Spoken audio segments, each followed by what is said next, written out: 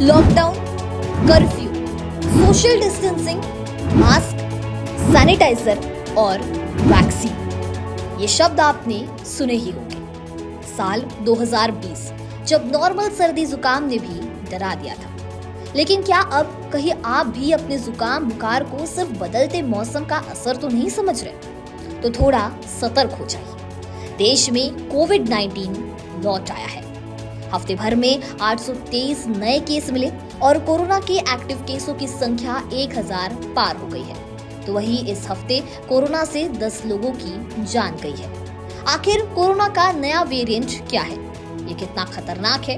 क्या वैक्सीनेटेड लोगों को भी दोबारा कोरोना हो सकता है?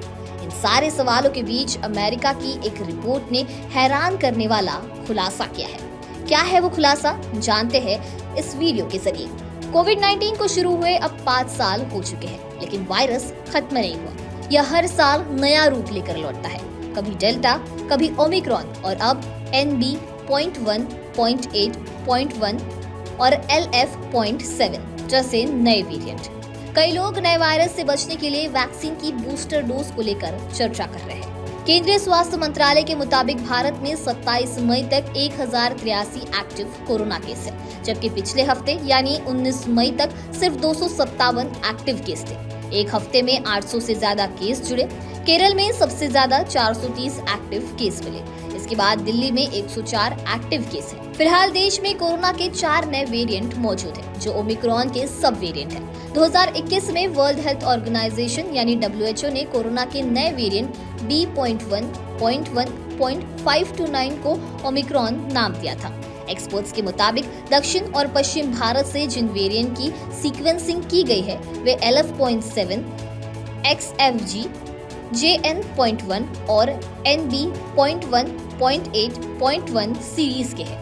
JN.1 भारत में सबसे आम वेरिएंट है, जो जीनोम सीक्वेंसिंग में करीब 53% सैंपल से मिला है। इसकी शुरुआत अगस्त 2023 में लग्जमबर्ग में हुई थी। भारत में इसका पहला मामला केरल में दिसंबर 2023 में सामने आया। तब यह ज्यादा फैल नहीं पाया था, लेकिन अब यह तेजी से बढ़ रहा है।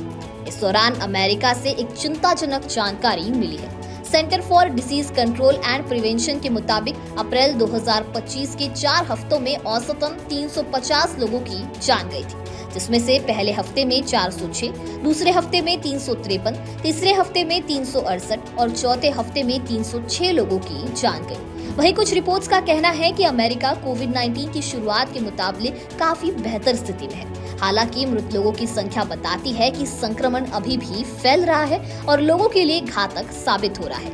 इसके पीछे अपडेटेड वैक्सीन लेने में कमी, इम्यूनिटी की कमजोरी और पर्याप्त लोगों को इलाज न मिल पाना जैसी वजह हो सकती है। रिपोर्ट के मुताबिक 2024 से 2025 के बीच 18 वर्ष या उससे वयस्क केवल 23% लोगों ने अपडेटेड वैक्सीन लगवाई है। बच्चों में केवल 13% ने इसका फायदा उठाया है। इस वजह से वायरस के खिलाफ इम्यूनिटी कमजोर हो गई है। Ministry of health and family welfare के मुताबिक 19 मई के बाद में भारत में कोरोना के केस बढ़े हैं। फिलहाल एक्टिव केस 1000 से ज्यादा है, जिनमें से 19 मई के बाद 753 मामले दर्ज हुए हैं। सबसे ज्यादा मरीज केरल, महाराष्ट्र, दिल्ली, गुजरात आदि राज्यों में मिले हैं।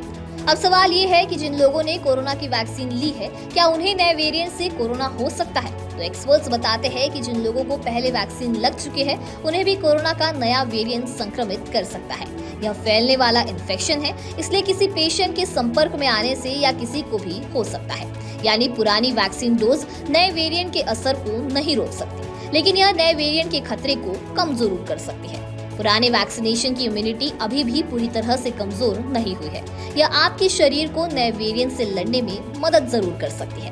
भले ही फिलहाल लॉकडाउन वाली स्थिति नहीं है, लेकिन कोरोना से बचने के लिए भीड़ भाड़ में जाने से बचे, बीमार पड़ने पर आइसोलेट हो जाए और डॉक्टर से टेस्ट करवाएं। बाहर जाने पर मास्क का इस्तेमाल करें। खांसने छींकने पर मुंह नाक ढक लें। पानी और साबुन से हाथों को अच्छी तरह साफ रखें और इम्यूनिटी बढ़ाने वाली चीजें खाएं। वहीं सीने में जकड़न, बदन में दर्द होना, खांसी, बुखार और गले में सूजन दर्द ये कोरोना के नए वेरिएंट के संभावित लक्षण हैं। तो कोरोना से डरे नहीं, सतर्कता बरतें। वीडियो पसंद आया होगा तो इसे लाइक और शेयर करना ना भूलें और ऐसे ही तमाम अपडेट से जुड़े रहने के लिए बने रहे नव भारत लाइव के साथ।